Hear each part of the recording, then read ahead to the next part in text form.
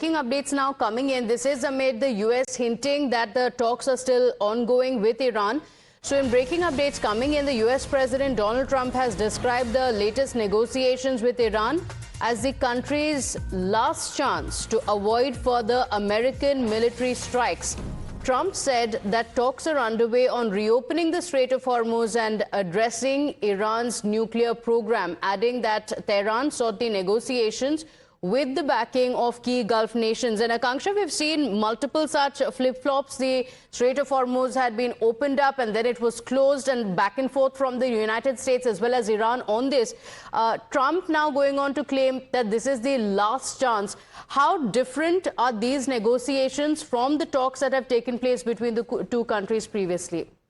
Right. So as we said, that there's a sharp difference in the kind of narrative that is being woven from both sides. Iran is focused only on negotiations with Oman about the Strait of Hormuz, as has already been indicated by their spokesperson, Ismail Baghai, from their foreign ministry. Baghai has gone on to say that U.S. had violated all of its commitments in June when the ceasefire fell apart.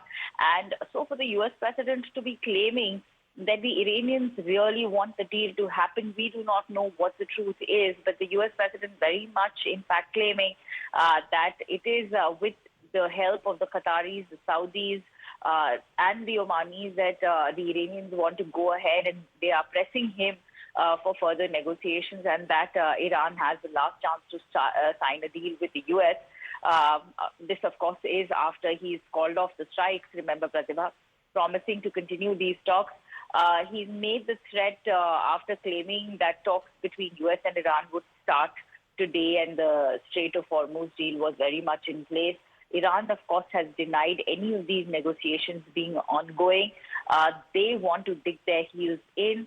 They are, if you see the kind of rhetoric that's coming out from the embassy handles of Iran, whether it's the ones in South Africa or the ones in India also, across the globe, we are seeing that they are taking on the U.S. president head-on in terms of his narrative, and they are being quite cheeky about it also. The indication is that it is the United States, the Americans, that want the deal more than anybody else.